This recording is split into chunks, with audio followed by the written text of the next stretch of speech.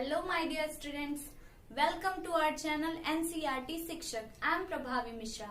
आज हम in situ conservation and ex situ conservation में डिफरेंस देखेंगे। तो चलिए आइए स्टार्ट करते हैं। इस साइड मैंने इन सिटू कंजर्वेशन लिखा है और इस साइड मैंने एक्स सिटू कंजर्वेशन लिखा है। इन सिटू का मतलब होता है ऑन साइट कंजर्वेशन, कहते हैं ना ऑन स्पॉट। तो ऑन स्पॉट ऐसे ही ऑन साइट मतलब जहां पे जो ऑर्गेनिज्म है वहीं पे उसका कंजर्वेशन कर देना इन सिटू कंजर्वेशन कहलाता है। ठीक है। और एक्स सिटू कंजर्वेशन, एक्स का मतलब ही है बाहर। ठीक है, एक्स बाहर।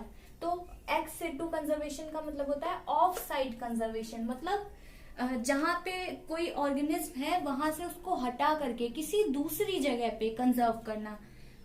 सेकेंड पॉइंट है इन सिटू कंजर्वेशन में कंजर्वेशन ऑफ स्पीसीज, या फिर स्पीसीज की जगह पे जीन भी हो सकता है। ठीक है, इन देयर नेचुरल हैबिटेट। किसी भी स्पीसीज को उसके नेचुरल हैबिटेट में ही जब हम कंजर्व करते हैं तो इसे हम इन सिटू कंजर्वेशन कहते हैं। और एक्स सिटू कंजर्वेशन में it is the relocation of endangered और रेयर स्पीसीज। यहाँ पे स्पीसीज के साथ साथ जीन भी हो सकता है। ठीक है, from their natural habitat to protected areas in man made environment. देखिए इसमें क्या होता है, रीलोकेट किया जाता है, यानी जो एंडेंजर्ड या जो रेयर स्पीसीज है उन्हें उनके नेचुरल हैबिटेट से हटा करके उन्हें किसी प्रोटेक्टेड एरिया में ले जा करके जो आर्टिफिशियल एनवायरमेंट, जो मैन मेड एनवायरमेंट होता है वहां पर रख करके कंजर्व करते हैं। ठीक है।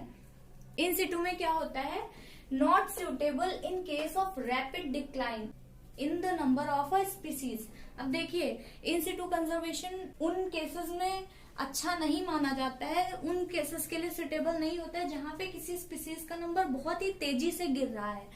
अगर वो अपने नेचुरल हैबिटेट में रहकर भी उसका जो नंबर है वो तेजी से गिर रहा है, इसका मतलब है वहां पे कोई ना कोई चीज या कोई ना कोई फैक्टर ऐसा है जिसकी वजह से वो वहां पे सरवाइव नहीं कर पा रहा है ना। तो इसका मतलब है कि उन्हें वहां से हटाना चाहिए। और x situ conservation it is best option in case of rapid decline in the number of species. अब जब नेचुरल हैबिटेट में किसी का नंबर बहुत तेजी से गिर रहा है तो उसे हम आर्टिफिशियल हैबिटेट में रखते हैं और उसे पूरी तरीके से उसके नेचुरल हैबिटेट के तरह प्रोवाइड कराते हैं। और साथ ही साथ ये भी देखते हैं, इन चीजों का भी ध्यान रखते हैं कि जो फैक्टर वहां पे उसको अफेक्ट कर रहे थे, जिसकी वजह से उसका नंबर गिर रहा था, वो फैक्टर्स यहाँ पे कंट्रोल्ड हों, है ना। तो जो जिन स्पीसीज का नंबर तेजी से गिर रहा होता है तो उनके लिए एक्स सिटू कंजर्वेशन बेस्ट होता है। अब देखिए इन सिटू कंजर्वेशन का एग्जांपल है wild life sanctuaries, biosphere reserves, national parks. ये जो नेशनल पार्क होते हैं इन्हें ही नेचुरल पार्क भी कहते हैं। तो ये सब इन सिटू कंजर्वेशन के एग्जांपल्स हैं।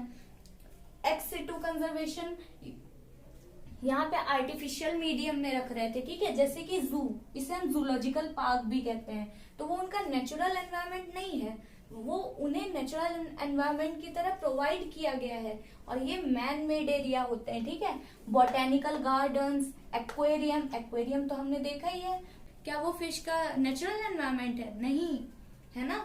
Gene banks, pollen banks, cryo preservation, तो ये सभी एक्स सिटू कंजर्वेशन के एग्जाम्पल्स हैं। आइए हम समझते हैं कि क्रायो प्रिजर्वेशन क्या होता है। क्रायो जो वर्ड है, क्रायो का मीन्स होता है एक्सट्रीमली कोल्ड। ठीक है, तो जो भी स्पर्म्स होते हैं या जो oocytes होते हैं उन्हें extremely cold environment -196 degree temperature पे, -196 डिग्री टेम्परेचर पे लिक्विड नाइट्रोजन में रख करके उसे प्रिजर्व करते हैं। ठीक है, तो इसी प्रोसेस को हम क्रायो प्रिजर्वेशन कहते हैं। आई होप आपको ये इन सिटू कंजर्वेशन और एक्स सिटू कंजर्वेशन का डिफरेंस क्लियर हो गया होगा।